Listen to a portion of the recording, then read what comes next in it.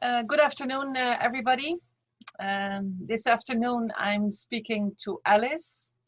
I've known Alice for many years now. We met several years ago in a joint program that was financed by the European Union. And Alice comes from Zimbabwe, and she's now living in the United Kingdom. And I would really like to interview. I wanted to really interview Alice because she has such so much wisdom in herself about also how she approached her own decisions to seek refuge, and she's doing wonderful work which she will tell us about. So good afternoon, Alice. Good afternoon, Saskia. Thank you very much to invite me to speak to you at this very dark hour of the world. Yes, exactly. Could you please introduce yourself? Tell us about yourself and also what you're doing. Okay. I live in the UK in a small town called Reading, outside London, and I originally come from Zimbabwe. So I've lived here for almost 18 years in this country. And I came here, everybody knows about the story of Zimbabwe. With so many millions of Zimbabweans who left the country, about estimated approximately about 4 million for different reasons. One of those part of the 4 millions that left the country. I've got two daughters now. When I came in this country, they were quite young. One was 4 years and the other one was 9 years. And they are now adults. One is at uni, finishing her last year, and the other one is working, finished her master's in Netherlands, and she's working in London. And I've been sort of working. When I came back, I had to throw away everything that I knew about life and started afresh with absolutely nothing.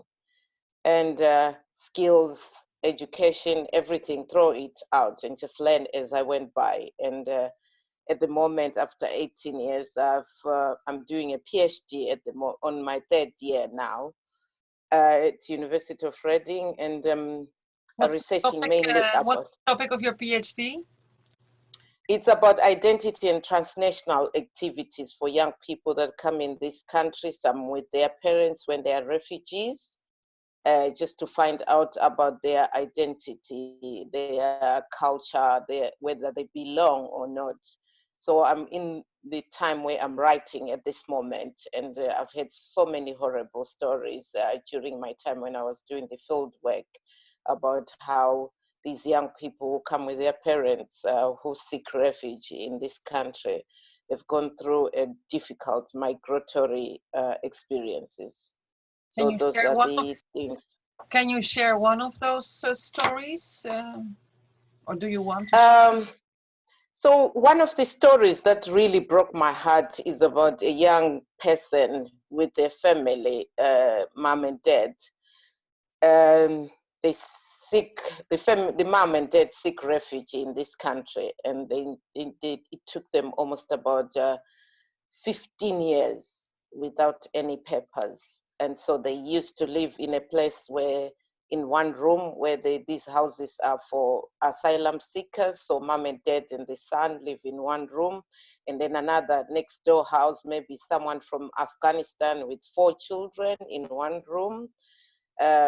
Another one from either Iran or Iraq in another room, different parts of the world. So it's a block of place where asylum seekers live, and they're given literally 0 to nothing when it comes to monetary things. So this young person had parents who had already were academics, were engineer. The father was an engineer. The mom also was quite a well-to-do person in having jobs. And it affected the whole entire family, the 3 of them actually. The father ended up with mental health problems severe because he couldn't provide for the children. The mom then had cancer. This young man couldn't go to university, very intelligent guy, reached the age of 18, you can go to uni when you're an asylum seeker in the UK up to the age of 18, but you can't go to university if you don't have any papers. So all the children that he grew up with, young people that he grew up with, went to uni, and he is there still struggling with his parents, sitting at home, doing nothing, running around, jumping barriers to go and find either voluntary work, because he just couldn't even have £5 to spare because they needed that for food. So he got this voluntary job with an IT company because he's very good with IT things. But they said you need to have transport to be coming there, but he couldn't afford that. So what he would do is wait in the morning when there's nobody in the barriers for the tube, jump it and go to this voluntary, because it was his stepping stone to the future. It's so heartbreaking that up to the time they had the papers, they'd lived here for 15 years. He couldn't do anything, he couldn't work, the parents couldn't work, until after about 15 years, by the time he had to catch up with his own colleagues, he was in his adult life and all of them were working. And his parents have got health problems, mental health problems, and he has to look after his parents now, who are not very old, who are quite less than 50 years themselves. Oh, yeah, indeed. Yeah, that's a heartbreaking story. And you mentioned that also the numbers of people seeking refuge. And of course, we know that Europe at a certain moment took the decision to close the borders via what is called the Turkey deal. So to basically keep refugees away from Europe. But obviously this is not working. This has failed, I think you could say. Do you still do you know about the stream of people that are still coming this way, and the circumstances that they have to leave behind? Well, I'm sure we have talked about this narrative, you and me, when we met with all these European women we were doing the project together with. Yeah. There's nobody who just lives their own home, as we had on the stories that we had at that time. Nobody just picks up a bag and saying, okay, let me go to Timbuktu and run away from this place because I don't like my mom, I don't like my dad. It's not that kind of scenario until you are affected by the kind of things that are happening, horrible things, the wars that are happening, some tribal wars, some internal wars, some political decisions that are done in an autocratic way. Then you can understand why somebody just picks up nothing actually, and lives and decides to live. And it's all the disparities that the majority of the world, what we call the majority of the world, are the ones that are affected more than the minority of the world. And until there is equality in the world when it comes to so many things and these wars stop, then people will remain in their own. People do love their own countries where originally they were born, but the conditions are not able to be something that they can live. There's wars, there's tribal wars, there's different things happening, and most of it they can't sustain themselves, let alone within their families. So it's all these disparities that come with all these kind of things, that until the world understands the reason why people leave their countries, it's not good enough to go and say, let's close the borders or let's do other things to stop it. It needs to be in the roots of what is the problem, what is really, not really with one word, but really, really, really the problem. Yeah. Yeah, no, I think you're very right. What we are not, we're dealing with, we are addressing symptoms. We are not addressing the root cause of this great number of people fleeing from terrible wars, and also from a total deprivation of any form of perspective, because it's not only that everything is destroyed, but you have also no perspective for any future, because there is no economic incentive whatsoever. Because it was already before this pandemic, it was already really hard. But can you imagine how it must be now? Do you hear about it? Because people are still fleeing, and now, you know, in situations which are unimaginable. Well, as you might know, the Secretary General has called on the wars to end now, Yeah, and let us yeah, unite yeah. against this pandemic, which doesn't choose anybody. It doesn't choose whether you're rich or poor. But the most affected, of course, will be the poorest, because they can't afford, like if you need vitamin C, they don't eat well. And refugees on the go, they are affected because they don't eat well. They don't have all these medical, they are not allowed as asylum seekers to access medical care as such. So the need at the moment, like the Secretary General, which I applaud him when he said that I think now it's time to stop all these wars and look at what is happening and accept our neighbors and look after each other and try very much to be helpful to each other, because this pandemic is not choosing who is right or wrong. This one is it's just a pandemic, and whether you're holding the gun against your neighbor or somebody that you despise, it's gonna attack you one way or the other with your gun.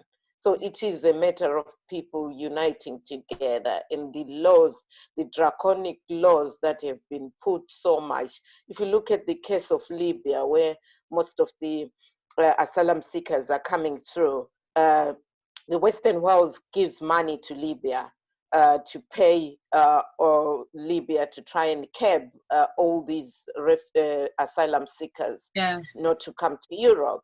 Yeah. But there are things that you can't buy by money. The war that has been happening in Libya, all this factionalism that is happening, how did it start? We need to be asking all those questions.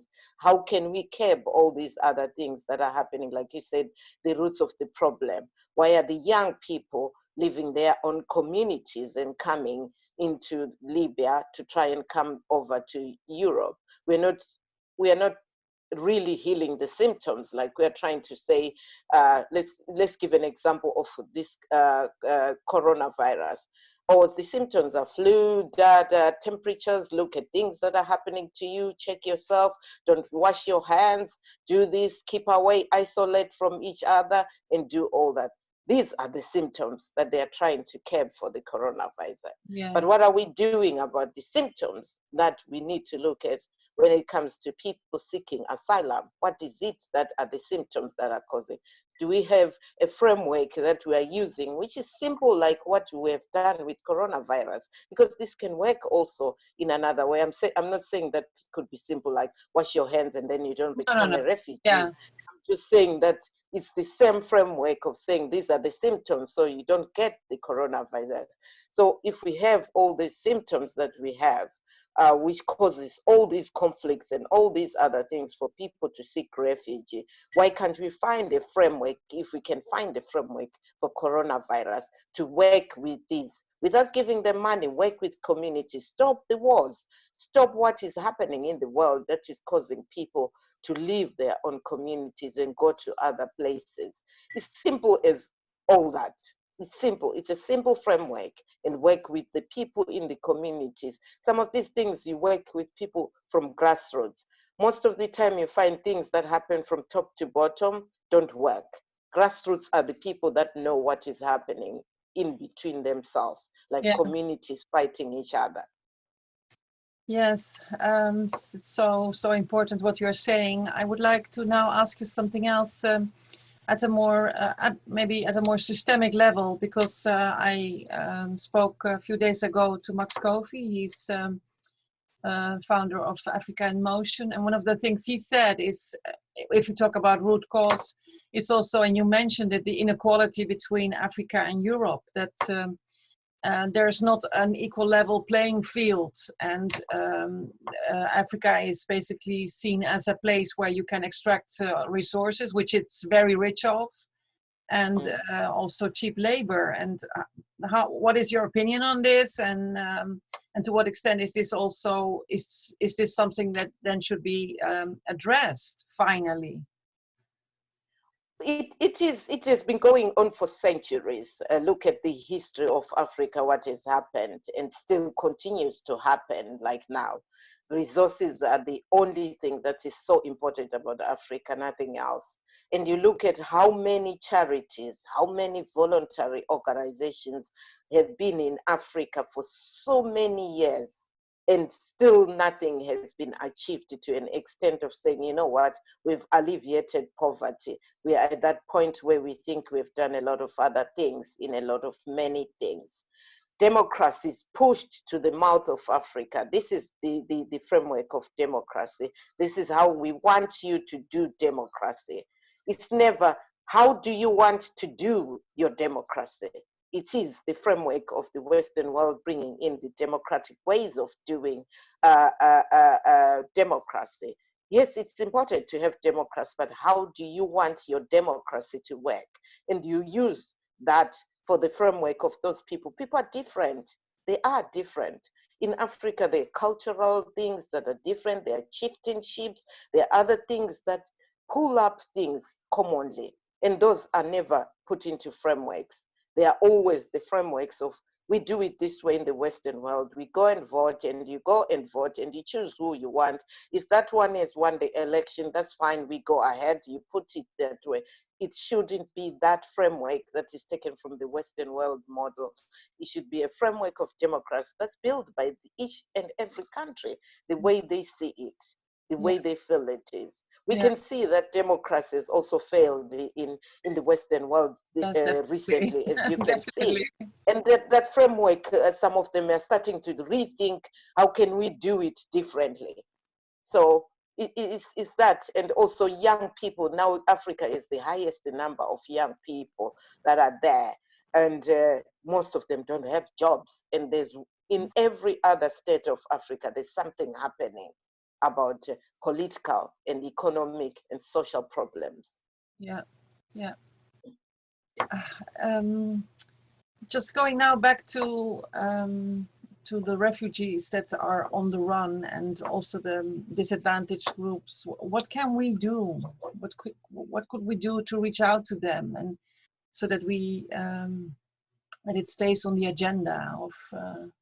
So now the UN has taken an important step, but what can we do at a more micro and macro level? Do you have any suggestions for that? I think I was appalled yesterday when I read in The Guardian where the government is talking about, bring all the volunteer sectors and we want them to be together with us and help also in this very desperate moment.